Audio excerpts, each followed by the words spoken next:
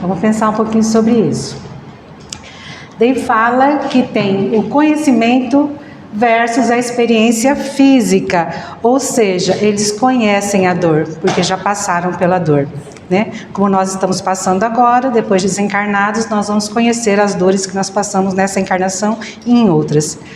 E também tem a memória, né? A memória versus o sistema nervoso biológico, pois eles conhecem e se lembram, não sentem como a gente está sentindo dentro do corpo que nós estamos, junto com o nosso corpo material agora. Então a gente tem que pensar que a memória é muito importante, né? E a gente dá para fazer uma colocação assim bem simplória, mas dá para a gente entender. Por exemplo, até nós encarnados, quem já teve uma dor muito aguda, física, por exemplo, uma cólica renal, que é uma dor inesquecível, quando a gente toca nesse assunto, a gente lembra da dor que a gente passou, lembra das coisas que nós sofremos. Nós estamos sentindo nesse momento? Não, mas nós temos conhecimento e sabemos a dimensão. Então é mais ou menos isso que acontece depois com os espíritos desencarnados, né? Principalmente os mais evoluídos, eles conhecem, né? Como nós. Daí, quando eles estão também desencarnados, mais evoluídos, eles podem observar a nossa dor. Daí, observando os nossos sofrimentos, se eles são mais evoluídos, eles podem sentir até uma certa compaixão, né? Compaixão porque daí sentem como uma dor moral a nos ver sofrer. Porque eles sabem que nós passamos por isso e eles já passaram por isso também. Eles já conseguiram, né, evoluir mais e sabem que essas dores são realmente para nos ensinar e eles já passaram por essa fase. Então eles ficam com essa compaixão. Agora, se for um espírito da nossa categoria ou inferior, talvez eles se espelhem nas nossas dores, né? Principalmente se forem espíritos perturbados. Então eles podem reviver mentalmente as próprias dores passadas ao entrar em sintonia com as nossas. Então, tão desencarnados, são espíritos ainda densos, né, perispírito denso, e eles ainda observando nós, inclusive eles podem reviver mentalmente essas dores. Tem mais para frente, porque a gente sempre fala que às vezes as dores, né, é como se fosse assim, só para nos prejudicar, alguma coisa assim. E a gente já estudou várias vezes que as dores são necessárias, as doenças são necessárias, e o corpo não é um carrasco nosso. O corpo, na verdade, ele auxilia, porque o nosso corpo é como se fosse um filtro da alma, porque a maioria das nossas doenças, nossas dores, começa realmente na nossa alma, no espírito, depois vai adensando, né? O perispírito já fica recebendo toda essa descarga nossa, do espírito da alma, daí vai desaguar no corpo. Então o corpo é como se fosse um filtro. Então o desequilíbrio começa lá, a origem na mente, né, na nossa mente, com pensamentos negativos, mágoas, culpas, tudo isso. Vai adensando, e o acúmulo dessas vibrações é como se fosse realmente toxinas, fluídicas, então vai prejudicando. E a drenagem, precisa ter essa drenagem para expelir essa energia densa, e o corpo físico é como se fosse um filtro purificador. Eu trouxe até um exemplo aí, por exemplo, uma pessoa que vive em constante estado de raiva, né? Mantém um corpo em alerta de adrenalina, cortisol altos, o que lesiona o coração ou o sistema digestivo. Então acontece realmente umas parte física, química e biológica no nosso corpo. Começa lá no espírito, né, com as nossas emoções descontroladas, os pensamentos negativos, vai passando e o corpo é o filtro para isso. Então, doença é um processo de limpeza da alma. Só que, tudo bem, passei uma dor, passei uma doença. Nossa, eu estou purificada, agora estou bem, não preciso de mais nada? Não, não é isso. Esse é um dos mecanismos. Mas depende muito, eu até coloquei aqui, como passamos pela dor, que a gente já falou isso várias vezes também. Às vezes a pessoa fica com uma doença muito grave e não se melhora em nada. Ou ao contrário, né? Fica pior, dando trabalho para a família, para os cuidadores, né? De uma forma muito difícil de lidar. Então não é a doença que vai nos purificando, né? O corpo vai filtrando tudo para a gente se melhorar, mas é como nós passamos por essa dor, entendendo o motivo e como nós podemos passar de uma maneira mais digna, né, pelas nossas provações. E as dores são realmente, as doenças são professoras que ainda necessitamos diante da nossa rudeza ainda, né, espiritual. Desde aqui eu só trouxe para a gente ver que tudo que a gente sente, às vezes, a probabilidade de doenças são enormes. Por exemplo, quando a gente é muito orgulhoso, tem muita raiva, isso pode afetar a nossa parte cardiovascular, da hipertensão, várias coisas. Então a gente vê isso até no nosso dia a dia, né? Quem tem problema de pressão alta ou baixa, a gente vê, principalmente pressão alta e hipertensão, que a gente vê que o dia que a gente está mais estressado, a pressão sobe, né? Então já dá esse efeito. Mágoa, quando a gente começa a acumular muitas mágoas, acaba saindo no nosso corpo processos tumorais e baixa imunidade. Então a gente vê que quando a gente está passando por momentos muito difíceis, principalmente de mágoas, a nossa imunidade baixa muito. Daí a gente, sem ter nenhuma questão, a gente já fica gripado, já fica, né, alguma virose, alguma coisa assim. Então tem influência também. Depois culpa também, né?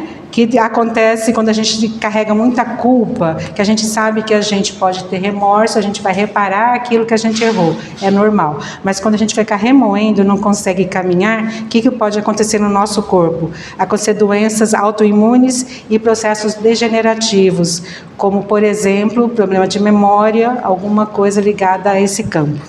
E o medo e a ansiedade, também sabemos, pelo menos eu sei, que quando a gente está muito tensa, daí acontece distúrbios gástricos, né? Aquela dor de estômago lá, e endócrinos. E realmente a gente fica com uma dor de estômago sem saber o motivo, e às vezes é porque a gente está passando momentos de medo ou ansiedade. Daí, questão 254, né? Continuando, Kardec pergunta: os espíritos sentem fadiga e necessidade de repouso? Daí, Kardec, né, pergunta e os espíritos respondem: não podem sentir a fadiga como a entendeis, e, portanto, não necessitam do repouso corporal, pois não possuem órgãos em que as forças tenham que ser restauradas.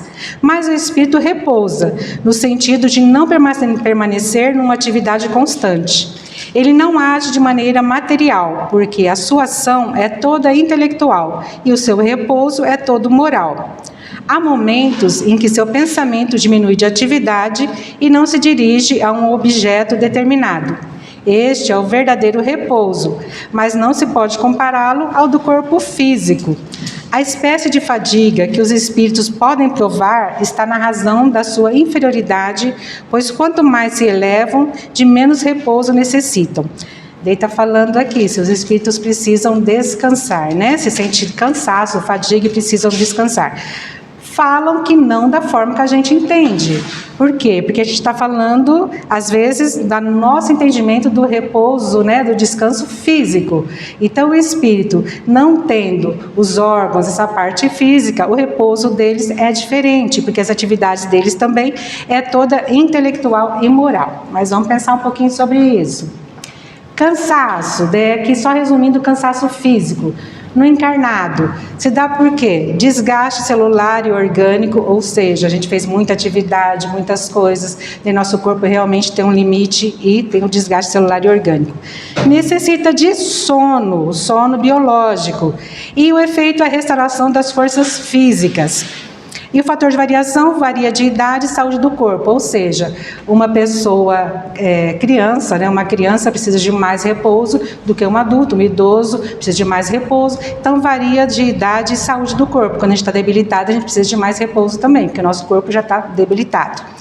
Agora, no desencarnado já é diferente, porque o cansaço se dá pela saturação mental ou foco prolongado, ou seja, o pensamento, né, a atividade mental ali, o foco está muito, né, prolongado, então eles precisam dessa pausa.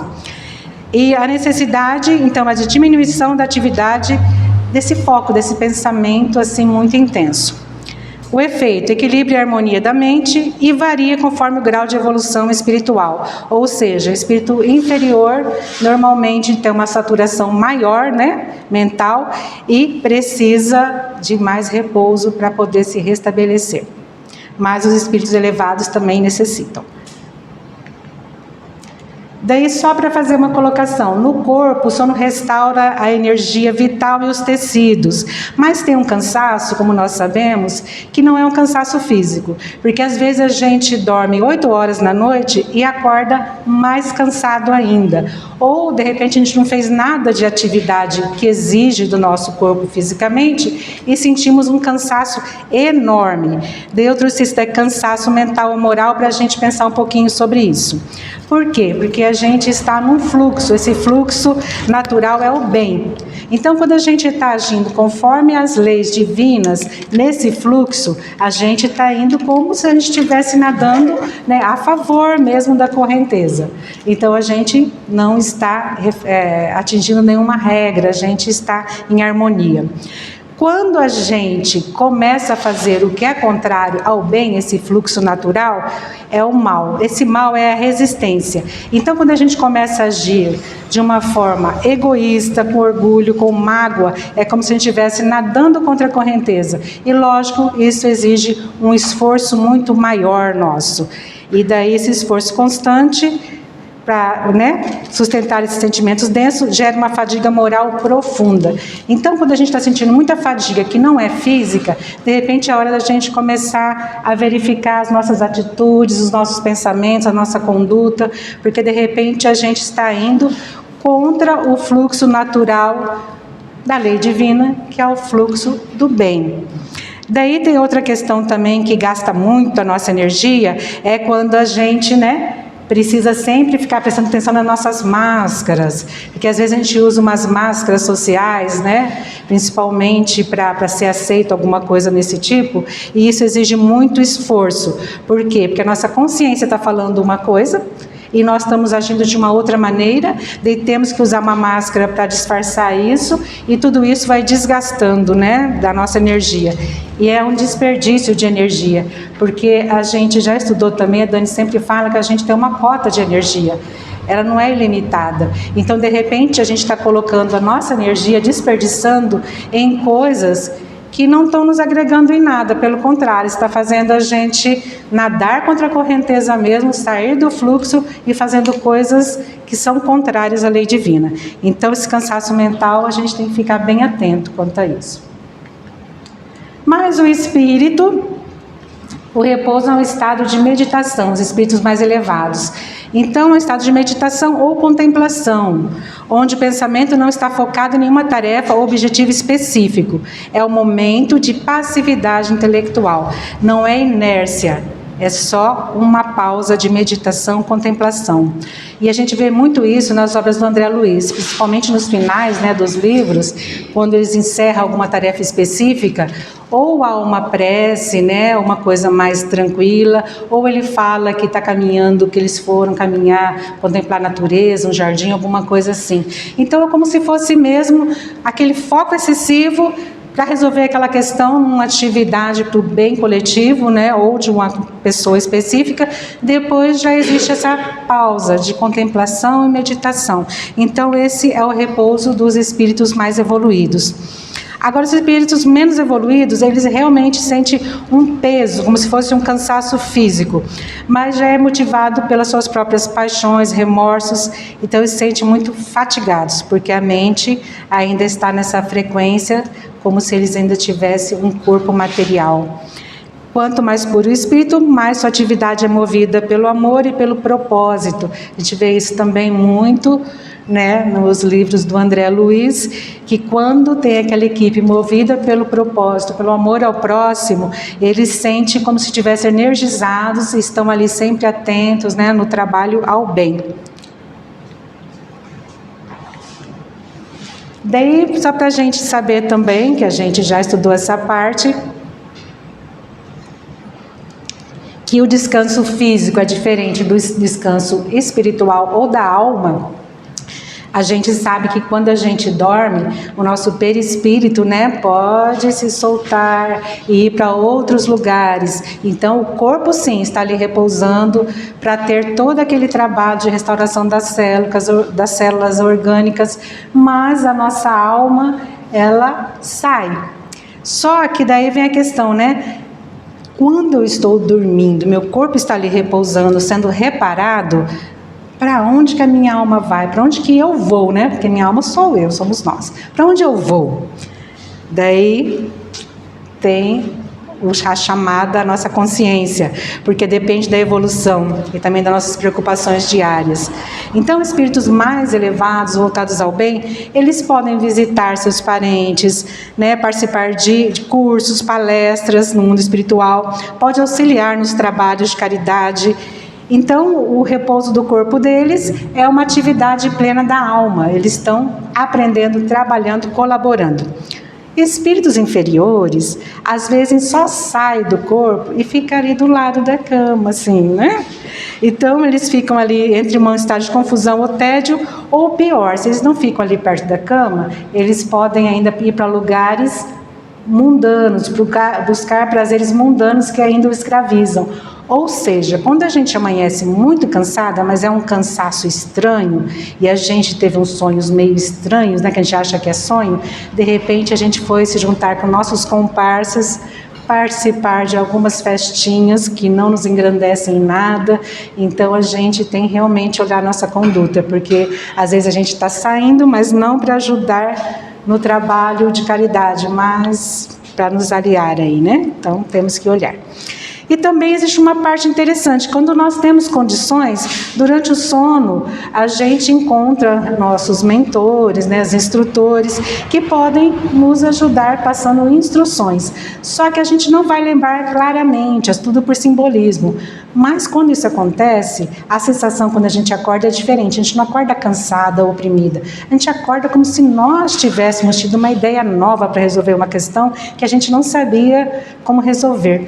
E a gente acredita que foi tudo por nós mesmos. Nossa, aconteceu, veio uma luz e eu decidi isso, eu aprendi isso, eu vou tomar essa decisão. Às vezes, na maioria dos casos, são ajudas mesmo, ajuda da espiritualidade mais superior que nos passa as instruções.